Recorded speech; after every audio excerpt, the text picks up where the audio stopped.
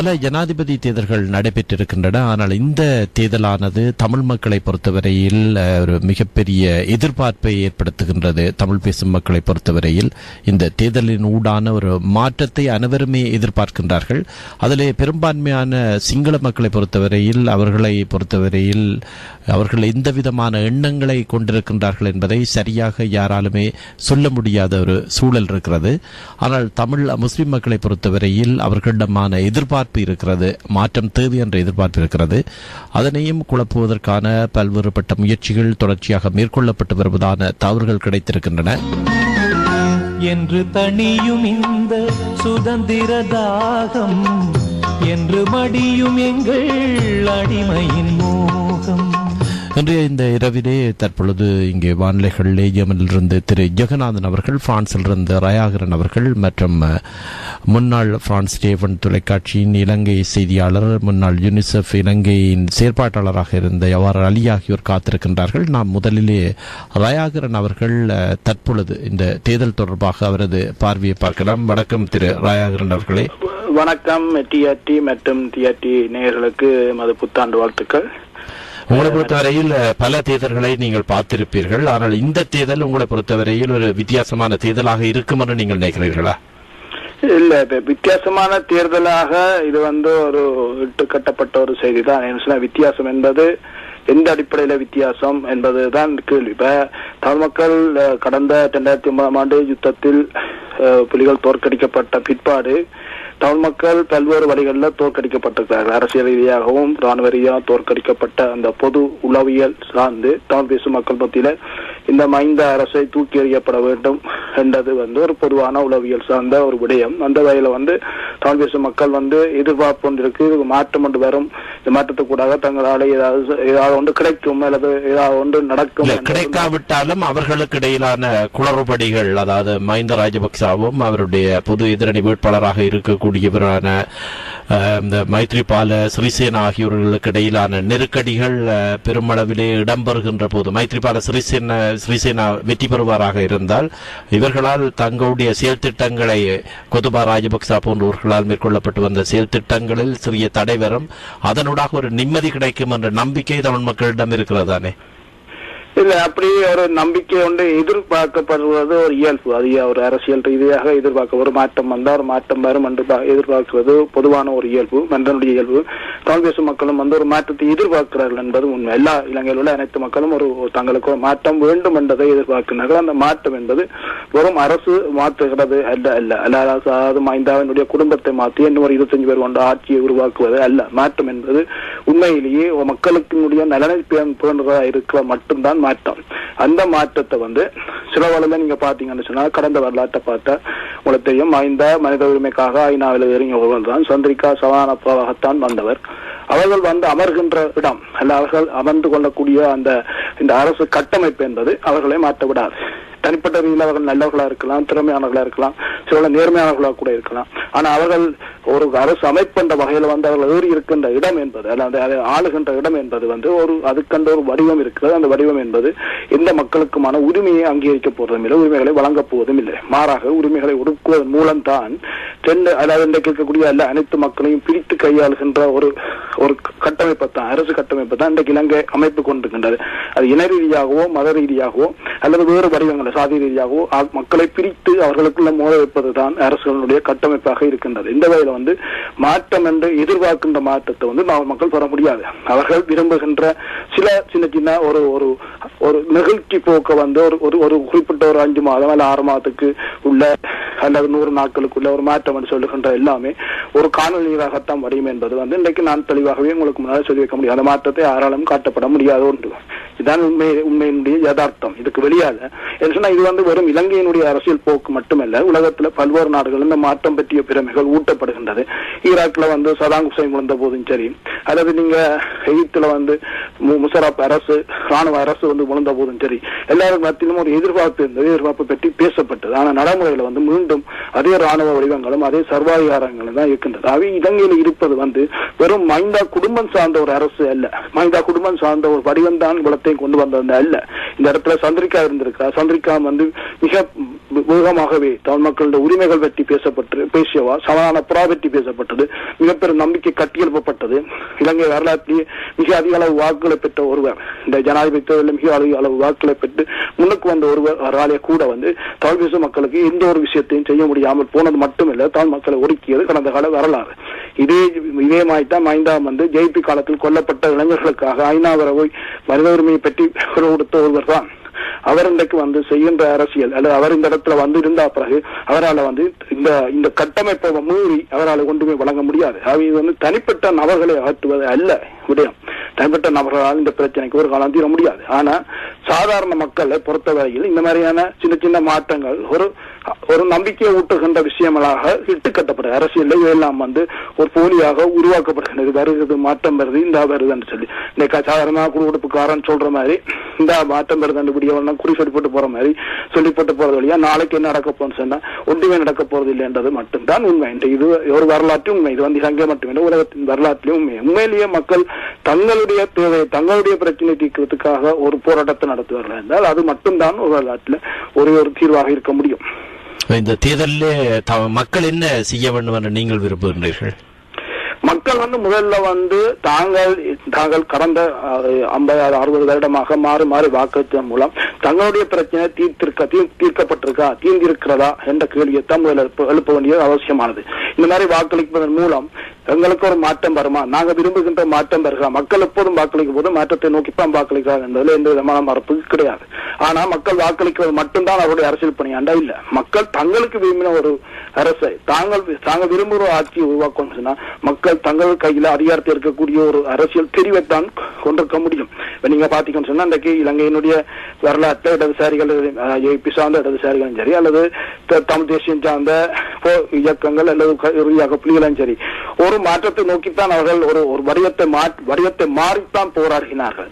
அந்த போராட்டம் தவறா போயிருக்கின்றது வேற விடயம். ஆனால் அவர்களுடைய நோக்கம் நியாயமா இருந்தது. ஒரு மாற்றம் வேண்டும். இந்த மாதிரியான கடந்த கால வடிவங்கள் மூலம் தாங்கள் எதையும் சாதிக்க முடியாது, மாறாக ஒரு ஆயுத போராட்ட வடிவம் தான் எங்களுக்கு ஆயுத போராட்டம் வடிவம் மூலம் சாதிக்க முடியும் என்று நம்பினார்கள். அதை வெறும் ஆயுத போராட்டமாக கருதியதுதான் அடுத்த தவறு. அது அரசியலும் ராணுவ வடிவம் ஒன்றிணைவது மட்டுமல்ல, அது மக்களுடைய பிரச்சனையா மக்களுடைய வாழ்க்கையோடு சம்பந்தப்பட்ட ஒரு சமூக பொருளாதாரத்தை உள்ளடக்கத்தோடு அது உள்ளடக்கப்படும் இருந்தால் அது வெற்றி பெறும். அதுதான் ஒரு மாற்றத்துக்கான ஒரே வடிவம். இதுக்கு அப்பால இன்றைக்கு மாற்றம் இது கிடைக்குமா கிடைக்காதா என்பது அல்ல விஷயம். மக்கள் அரசியல் ரீதியாக விப்புட்டப்படுவதன் மூலம் மக்கள் அரசியல் ரீதியாக சிந்திப்பதன் மூலம் தான் மாற்றங்கள் நிகழும். என்று சொன்னா 80களில் இப்படி ஒரு போராட்டம் தமிழ் தேசியம் சார்ந்த ஒரு போராட்டம் இப்படி வரும் என்று யாரும் எதிர்பார்த்தது இல்லை. 70களிலையும் கூட ஒரு இடதுசாரி போராட்டம் 71 எழுச்சியா இருக்கலாம் அல்லது 89-90 எழுச்சியும் கூட அப்படி கருதுவது கிடையாது. இன்றைக்கு மீண்டும் வரலாற்று திரும்பி பார்த்தா ரெண்டு போராட்டங்கள் அளிக்கப்பட்ட பிற்பும் இன்றும் இன்றைக்கு அரசுக்கு எதிரான போராட்டங்கள் இன்றைக்கு பல்கலைக்கழகங்கள் மட்டத்திலும் சரி மக்கள் மட்டத்திலும் தொடர்ச்சியாக எழுந்து கொண்டிருக்கின்ற வரலாறு தென்னாசியாவிலே மிக குறிப்பிடத்தக்க ஒரு விஷயம் என்ற இலங்கையில் அந்த போராட்டங்கள் தொடர்ச்சியாக முன்னெடுக்கப்படுற ஒரு வரலாற்று சூழல் இருக்கு. அது இங்கே தேவைப்படுவது என்ன மக்களை சரியாக அரசியல் வழிகாட்டி அவர்களை அணிதிரட்ட வேண்டியதான் இன்றைக்கு எங்களுக்கு முன்னாடி ஒரு கடமையாக இருக்கின்றது. இதற்கு மாறாக இது வாக்களிக்க சொல்வதன் மூலம் மாற்றம் வரும் என்று சொல்வது உண்மையிலேயே ஒரு கண்கட்டு வித்ததான். அது மக்களை ஏமாற்றுவதற்கு அப்பால எந்த விதமான மாற்றத்தை ஒரு காலம் பெற்றுத் தரப்ப முடியாது. சரி, அப்படியே காத்திருங்கள். இங்கே தொடர்ந்து ஜவார் அலி பக்கம் செல்லலாம். திரு ஜவார் அலி அவர்கள், நீங்கள் இந்த தேர்தலை எவ்வாறு பார்க்கிறீர்கள்? நான் இந்த தேர்தலை எதிர்பார்க்கிறேன் என்று சொன்னால், இந்த நாட்டுடைய மக்கள் விரும்புகிற ஒரு மிக முக்கியமான ஒரு விடயம் இடதுசாரிகளுடைய செயற்பாடுகள். ஜேடிபி கூட இந்த அரசாங்கத்திற்கு எதிராக இந்த வாக்களியுங்கள் என்று சொல்கின்றது. ஆனால் நீங்கள் மைத்ரிக்கு வாக்களியுங்கள் என்ற விடயத்தை அவர்கள் சொல்கிறார்கள்.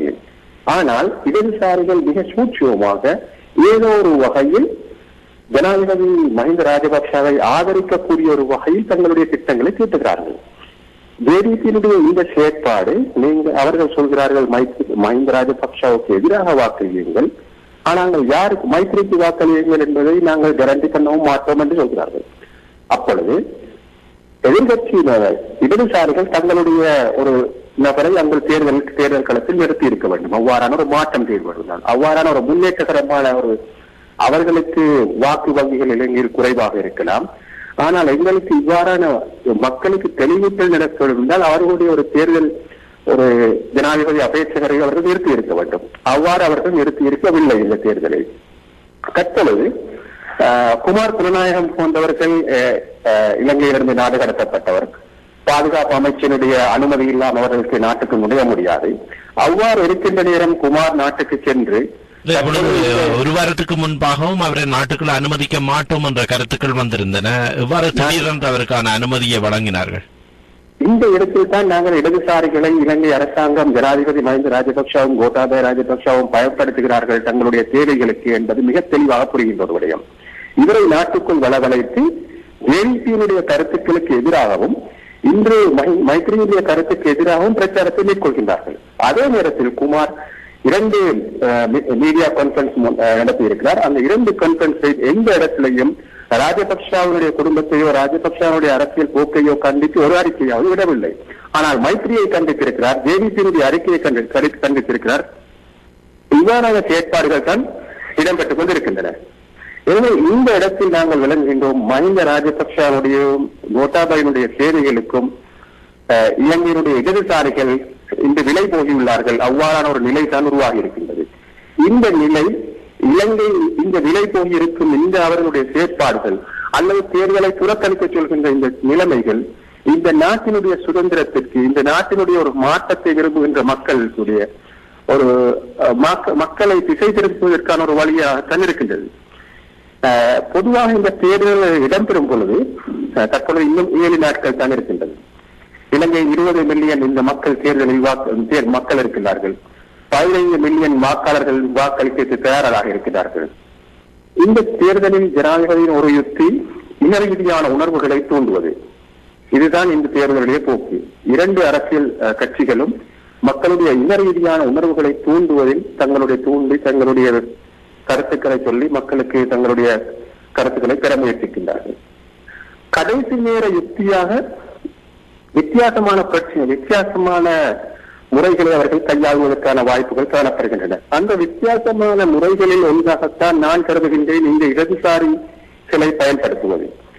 அதே நேரத்தில் நாங்கள் சொல்கின்றோம், இந்த இடதுசாரிகளை பயன்படுத்துவது நேரடியாக அல்லது மறைமுகமான விடையில் உளவியல் ரீதியாகவும் தாக்கங்களை செலுத்தலாம். இது ஒரு பகுதி இருக்கு. சரி, அப்படியே காத்திரங்கள். திரு ரயாகரன் அவர்களிடம் நாள் செல்வோம். திரு ரயாகரன் அவர்கள் அதாவது முன்னிலை சோசியலிஸ்ட் கட்சியினுடைய ஒரு பிரதிநிதியாகவும் இருக்கிறீர்கள். உங்களை பொறுத்தவரையில் எவ்வாறு சாத்தியமாகியது குமார் குணரட்னம் அவர்கள் அதாவது நாட்டுக்குள்ளே ஒருபோதும் அனுமதிக்க மாட்டோம் என்று கோத்தபாய ராஜபக்ச அவர்களை குறிப்பிட்டிருந்தார். எவ்வாறு இந்த திடீரென்று இந்த தேர்தலுடைய இறுதி கட்டத்தில் அவருக்கான அனுமதியை வழங்கியிருப்பார்கள்?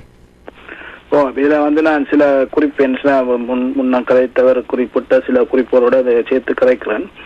முதலாவது என்னென்னா இடதுசாரி முன்னணி இடதுசாரி முன்னணி என்ற ஒரு அமைப்பு இந்த இடத்துல நாங்கள் ஒரு எலெக்ஷன் கேட்கிறோம். அதுல முன்னாள் சோசியலிஸ்ட் கட்சியை சேர்ந்த தோழர் தான் அதனுடைய வேட்பாளராக நிற்கிறார். இந்த தகவல் முதலாவது விஷயம். அதாவது இன்றைக்கு இடதுசாரி முன்னணி என்று சொல்லப்படக்கூடிய அமைப்புல 7 அமைப்புகள் இருக்கின்றன. அந்த 7 அமைப்புக்கு ஒரு வேட்பாளர் நிறுத்தப்பட்டிருக்க துமிந்த நாகமுவா. அவர் முன்னாள் சோசியலிஸ்ட் கட்சியை சேர்ந்த குமார் மனோபத்தினுடைய கட்சியை சேர்ந்த ஒரு தோழர். அந்த வகையில நாங்கள் ஒரு இடதுசாரி வேட்பாளரை நிறுத்தி இருக்கிறோம். இதுக்குள்ள மற்ற இடதுசாரிகள் வரையில்லைன்னு சொன்னா அவர்களுடைய தனித்தனியான அரசியல் நிலையோடு சம்பந்தப்பட்ட விடயம். இது முதலாவது விஷயம். 2வது நாங்கள் இந்த தேர்தலில் நிக்கிறோம் என்பது வெறும் மைந்தாவை வெல்ல வைப்பதற்கும் மைத்திரியை தோற்கடிப்பதற்காகவும் அல்ல. நாங்கள் 2 பேரையும் தோற்கடிப்பதற்காகத்தான் இந்த தேர்தலில் நிக்கிறோம். இந்த அடிப்படையில் 2 தான் நாங்கள் இந்த தேர்தல் பிரச்சாரத்தை முன்னெடுக்கிறோம். இன்றைக்கு குமார் நாடு திரும்பின இந்த விடயம் தொடர்பாகவும் குமார் அங்கு விளையாட்டிய போது மைந்தாவை மட்டும் அவர் விமர்சிக்கவில்லை, மைத்திரியை மட்டும் விமர்சிக்கவில்லை, மைந்தா அரசு 2ஐயும் எதிர்த்துத்தான் அவர் பிரச்சாரம் செய்திருக்கிறார். அவர் தன்னுடைய வேட்பாளருக்காகத்தான் அந்த கிளர்ச்சியும் பிரச்சாரத்தையும் செய்திருக்கின்றார். இதையே நாங்கள் செய்ய வேண்டி இருக்கிறது. முதற்கேள்விக்கு வர்றதுக்கு முன்னாடி சொல்லி போட்டு வாங்க. இதே நாங்கள் செய்ய வேண்டி இருக்கிறது என்று சொன்னா, கடந்த காலத்துல இந்த அரசுக்கு எதிராக, அதாவது மைந்த அரசுக்கு எதிராக போராடியவர்கள் யாருன்னு சொன்னா முன்னாள் சோசியலிஸ்ட் கட்சியை சேர்ந்த தோழர்களாம், முதன்மையான பாத்திரத்தை வைத்தவங்க முன்னாள் சோசியலிஸ்ட் கட்சியை சேர்ந்த தோழர்கள்லாம் இந்த போராட்டங்களை நடத்தினார்கள். அண்மையிலும் கூட 2 வாரத்துக்கு முன்னம் அனைத்து பல்கலைக்கழக மாணவ போராட்டத்தை நடத்தியவர்களும் நாங்கள் தான். அந்த போராட்டம் யாருக்கு எதிராக நடக்கிறது? இந்த அரசுக்கும் இந்த மஹிந்த அரசுக்கும் எதிராக தான் நடத்தப்படுகிறது. அவை எங்களுடைய போராட்டம் என்பது இந்த போராட்டத்தினுடைய லாபங்களை, இந்த போராட்டத்தில் இருந்து பெறக்கூடிய விளைவுகளை மஹிந்தாவுக்கு மைத்திரிக்கு கொடுங்கள் என்று கோருவதற்கு எந்த விதமான அரசியல் தர்க்கமும் எந்த விதமான விளக்கங்களும் இன்றைக்கு அவசியமற்றது. இன்றைக்கு குமார் பொன்னம்பலம் நாட்டுக்குள்ள மீள திரும்புவது என்பது இன்றைக்கு அல்லது நேற்று தொடங்கின விடயம் அல்ல. நீண்ட காலமாகவே அவர் சட்டவிரோதமாக நாட்டுக்குள் இருந்தார் என்பதால் சட்டவிரோதமாக கடத்தப்பட்டு பின்பு சட்டவிரோதமாக இருந்தார் என்பதால் நாடு கடத்தப்பட்ட போதே அந்த சட்டபூர்வமான அந்த விடயம் தொடர்பான சட்ட ரீதியான போராட்டங்களை தொடர்ச்சியாக நடத்தி வந்திருக்கிறோம். நீதிமன்றம் மற்றும் இமிகிரேஷன் ஆபீஸு கூட சட்டபூர்வமாக நாங்கள் எப்படி மீறுவதற்கான அந்த ஃபைன் கட்டப்பட்டு நீண்ட காலமாக 6-7 மாதத்துக்கு முன்னமே இந்த வேலைகள் தொடர்ந்து நடந்து வந்தது. நீண்ட காலத்துக்கு முன்ன அண்மையிலே கூட அறிவிக்கப்பட முன்னமே குமார் நாடு திரும்புகின்றார், அவர் ஒரு பொது வேட்பாளர், முன்னணியின் வேட்பாளர் சொல்லி செய்திகள் பிரச்சாரங்கள் சிங்கள மீடியாக்களையும் அதே சார்ந்து தமிழ் மீடியாக்களையும் வந்தது நீங்க அறிவீர்கள். அதே அவர் நாட்டு கூடுதலானவர்களுடைய கருத்துக்கள் நீதித்துறை என்பது அதாவது இலங்கையை பொறுத்தவரையில் அது மஹிந்த ராஜபக்சவினருடைய தீர்மானமாகவே இருக்கிறது என்ற விமர்சனங்களை வைத்திருக்கிறார்கள். அப்படியானால் அவருடைய அந்த நாட்டிலே இப்பொழுது இவருக்கு அனுமதி கொடுத்ததனூடாக அந்த நீதி நடுநிலைமையோடு நடைபெறுகிறது என்று கருதலாமா? இல்ல அப்படி நான் கருது நான் விளக்கம் சொல்லிடுறேன். சொல்லிக்கொண்டு வர இந்த வகையில சட்ட ரீதியான அந்த போராட்டம் என்பது ஒரு ஜனநாயக நாடு என்று அறிவிக்கப்படுற ஒரு நாட்டில் நீதிமன்றங்கள் சட்டங்கள் இருக்கின்றன. அந்த சட்டத்தின் எல்லா வடிவங்களையும் ஜனநாயகபுரம் வடிவத்தில் போராடுவதும் ஒரு போராட்ட வடிவம் என்ற வகையில் அந்த போராட்டம் முன்னெடுக்கப்பட்டுக் கொண்டிருந்தது. குமார் பொன்னம்பலம் தேர்தலில் ஒரு வேட்பாளர் நிறுத்தப்படுவார் என்ற அடிப்படையில் இருந்துதான் நீண்ட காலமாக அவருடைய விசா மறுக்கப்பட்டு வந்தது. இந்த இடத்துல அரசும் நீதித்துறையும் சம்பந்தப்பட்டிருக்கும் என்பது எங்களுக்கு எந்த விதமான சந்தேகம் கிடையாது. அவர் அங்கு வருவாரா இருந்தால் ஒரு 2 மாதத்துக்கு முன்னம் ஜனாதிபதி முன்னம் வந்தார், ஜனாதிபதிகளில் ஒரு வேட்பாளர் நிறுத்தப்பட்டு விடுவார் என்ற அச்சம் காரணமாக நீண்ட காலமாக இழுத்தடிக்கப்பட்ட வந்த விடயங்கள் இன்றைக்கு தேர்தல் அண்மைத்த காலத்தில் மிக அண்மையில தான் அவருக்கான சட்டபூர்வமான உரிமையை வழங்கினது மட்டுமல்ல அவரை நாட விரும்புவதற்கு அனுமதித்தது என்பது அரசுக்கு வேறுபட்ட நோக்கங்கள் இருக்கலாம். அது எங்களுக்கு பிரச்சனை கிடையாது. அரசு அதை வேறு விதமா யோசிக்கலாம். ஒவ்வொரு தரம் ஒவ்வொரு வித கண்ணோட்டத்தில் யோசிப்பார். இது மைத்திரியை தோற்கடிப்பதற்காக குமார் இறக்கப்பட்டார் என்று சொல்லி எப்படி மைத்திரி ஆதரவாளர்கள் நினைக்கிறார்களோ அதுபோல அரசும் கூட அதே மாதிரி யோசிக்கலாம். எங்களுடைய நோக்கம் அது அல்ல. எங்களுடைய நோக்கம் இந்த சட்டபூர்வமான வடிவத்தை இந்த சட்டபூர்வத்தில் கிடைக்கப்பட்ட இதை கொண்டு நாங்கள் நாட்டுக்குள்ள செல்வதும், இரண்டாவது அவர் போன விசாவின் அடிப்படையில் பகிரங்கமான அரசியல் செய்ய முடியாது என்ற அடிப்படையில் பகிரங்கமாக இதை மீறி முறையில் ஏறுவதன் மூலம் ஒரு நாடு கடத்தலையோ அல்லது சட்டபூர்வமான ஒரு போராட்டத்தை நடத்துவது என்ற அடிப்படையில் தான் இந்த பத்திரிகை உட்பட எல்லாமே நடத்தப்பட்டது. இது என்னன்னு சொன்னா இந்த விஷயத்தை நாங்கள் அமைக்கி இதுக்கு பின்னால தேர்தலை பின்னால வருவதா இருந்தா மஹிந்தா வென்றாலும் அனுமதிக்க மாட்டார், மைத்திரி வந்தாலும் அனுமதிக்க மாட்டார் என்ற பல்வேறு பிரச்சனைகள் தான் இருந்திருக்கிறது. அது இன்றைக்கு நாங்கள் வந்தது என்பது சட்டபூர்வமான போராட்டம். சட்டபூர்வமான போராட்டத்தின் ஊடான அதுக்குரிய சட்ட ரீதியாக பே பண்ண வேண்டிய நிதி எல்லாமே முன்கூட்டியே கட்டப்பட்டிருக்கிறது. அது தொடர்பான விடயங்கள் முன்கூட்டியே நீண்ட காலமாக நடந்து வந்தது. அதை இந்த காலகட்டத்தில் மஹிந்தா அறிவித்த என்பது அது அவர்களுக்கு சில நோக்கங்கள் இருக்கலாம். எப்படி மைத்திரி அவர்கள் இதை தங்களுக்கு எதிரான பிரச்சாரமாக தங்களுக்கு எதிரான ஒரு வடிவமாக யோசிக்கிறார்களோ அந்த அடிப்படையில அவர்கள் யோசிக்கிறது அவர்களுடைய உரிமை சார்ந்த பிரச்சனை. எங்களுடைய நோக்கம் அது அல்ல. எங்களுடைய நோக்கம் எங்களுடைய இடதுசாரி அரசியல் கருத்தை பாதுகாப்பதும் தான் எங்களுடைய நோக்கம். நாங்கள் போராடி மைத்திரிக்கு வாக்கு போட சொல்வது எங்களுடைய நோக்கம் அல்ல. எங்களுடைய நோக்கம் எங்களுடைய வர்க்க அரசியலை நாங்கள் முன்னுக்கு கொண்டு வரும் அதை வெல்ல வைப்பதுதான் எங்களுடைய நோக்கம். தேர்தலை பகிஷ்கரிக்கும்படி சொல்பவர்களை நீங்கள் எவ்வாறு பார்க்கிறீர்கள்? இந்த தேர்தலை பகிஷ்கரிக்க வேண்டும் என்று தேர்தலை பகிஷ்கரிக்க வேண்டும் என்று சொல்லி ஒரு இடதுசாரி கூறுவாரா இருந்தால் நாங்கள் அதை பிள்ளையாக பார்க்கவில்லை. அவர்களுடைய சில அடிப்படையான எல்லைக்குள்ள அவர்கள் அதை பார்க்கிறது பிள்ளை என்று நாங்கள் இடதுசாரிகளை பற்றி குறிப்பிடுறோம். மறுபக்கத்தில் இந்த இடதுசாரியம் தொடர்பான நிலைப்பாடுகள் எங்களுடைய நிலைப்பாடு தொடர்பாக அவருக்கு மாறுபட்ட கருத்து இருக்கலாம். ஆகவே நாங்கள் தேர்தலை பகிஷ்கரிக்கிறோம் என்று சொல்றது அவர்கள் சார்ந்த ஒரு விடயமாக இருக்கும். அது ஒரு கோட்பாடு சார்ந்த விடயங்களா இருக்கலாம். இல்லை சொல்ற போது அவர்கள் தெளிவாகவே மக்களோட சேர்ந்து அரசியல் செய்வர்களாக இருக்க வேண்டும். வெறும் தேர்தல் பிரச்சாரங்கள் வெறும் அரசியல் கட்சிகளாக தேர்தல் கட்சிகளாக இருக்கிறார்கள் அப்படி சொல்ற போது அது ஒரு சந்தர்ப்பாத அரசியலா தான் இருக்க முடியும். மக்களோட வேலை செய்து கொண்டு மக்களுக்கு இந்த தேர்தல் நம்ப இல்லைன்னு சொல்லி ஒருவர் சொல்வார்கள். அது கோட்பாடு சார்ந்த விடயங்கள் சார்ந்து அவர்கள் அந்த முடிவுக்கு வருவார்களா இருப்பார்கள். தேர்தல் பகிஷ்கரிக்கிறதா தேர்தலில் பங்கு பெற்றுவதா என்ற தொடர்பான ஒரு கோட்பாடு சார்ந்த விடயங்கள். வேறு ஆட்கள் அதை பரிஷ்கரிக்கிற போது, தேர்தல் கட்சிகளை பரிஷ்கரிக்கிற போது அவர்களுடைய சந்தர்ப்பவாத போக்களோட சம்பந்தப்பட்ட விடயங்களை தான் இருக்கும். இந்த வகையில தான் இந்த விடயங்கள் இன்றைக்கு தொடர்ச்சியாக இலங்கையினுடைய பல்வேறு அரசியல் போக்குகள் காணப்படுகிறது. இன்றைக்கு மைத்திரியை வெல்ல வைத்தல், மைத்திரிக்காக பிரச்சாரம் செய்கிறவர்கள் ஒவ்வொருத்தரும், அது இடதுசாரிகளா இருக்கலாம், வலதுசாரியா இருக்கலாம், எல்லாரும் என்ன செய்ய விரும்புகிறார்கள் சொன்னா, யார் போராடினார்களோ, எந்த மக்கள் போராடினார்களோ, யாருடைய தலைமைக்குள்ள போராடினார்களோ அவர்களுடைய வாக்கை தங்களுக்கு தரப்பட வேண்டும். அதை தடுத்து நிறுத்துவதைத்தான் இடதுசாரி வேட்பாளர் என்று முன்கூட்டி அவர்களுக்கு ஒரு அபிப்பிராயம் இருந்தது. அந்த அடிப்படையெல்லாம் குமாரம் அந்த நோக்கத்தெல்லாம் வந்திருக்கிறார்கள் சொல்லி எடுக்கிற பிரச்சாரம் என்பது மைத்ரி அரசியல் தான். இது எங்களுடைய போராட்டம் வெறும் தேர்தல் சார்ந்த இந்த விடயம் அல்ல. இந்த தேர்தலில் நாங்கள் வெற்றி பெறவா அல்லது வெற்றி பெற்று ஆட்சிக்கு வரவான்றது இரண்டாவது விடயம். நாங்கள் இன்றைக்கு இந்த விடயத்தில் நாங்கள் பேச வாரது எதிர்காலத்தில் தொடர்ந்து எப்படி அரசியலை செய்கிறேன். இந்த அரசியல் இதோட முடிய போதில்லை. நாங்கள் தொடர்ந்தும் இதுக்கு எதிராக தொடர்ந்தும் இதுக்கான அரசியல் குரல் கொடுக்கிறதும் இதுக்கான அரசியல் வேலையும் செய்வோம் என்பதுதான் எங்களுடைய முக்கியமான விஷயம். இது இன்றைக்கு குமார் போனதோ இலங்கைக்கு போனதோ இல்ல குமார் இந்த விடயங்களை வச்சு சம்பந்தப்படுத்துறது என்பது குமார் நாளைக்கும் இந்த மைத்திரி அரசு சார்பாக பிரச்சாரம் செய்யப்படுற ஒரு காலமே இல்லை. ஒரு காலமும் ரெண்டு அரசுக்கு இந்த ரெண்டு வடிவங்களுக்கு யார் ஆள போயினமோ ஆள விரும்புகிறார்களோ அவர்கள் ரெண்டுமே இந்த மக்களுக்கு எதிரானவர்கள் என்ற பிரச்சாரத்தை முன்னெடுப்பார். அது மட்டுமில்ல தேர்தலுக்கு பிறகும் அதான் எங்களுடைய அரசியலா இருக்கும். ஏன்னா நாங்கள் இன்றைக்கு இப்ப 2 வாரத்துக்கு முன்னாடி பல்கலைக்கழகமான போராட்டங்களை நடத்தி இருக்கிறோம். இதே அரசுக்கு எதிராக நடத்தி இருக்கிறோம். இந்த இதுல யார் வென்றாலும் அந்த அரசு மாணவர்களுடைய கோரிக்கை ஏற்றுக்கொள்ளாட்ட நாங்கள் தொடர்ந்தும் போராடுவோம் என்பதா இதில் உள்ள முக்கியமான விடயம்.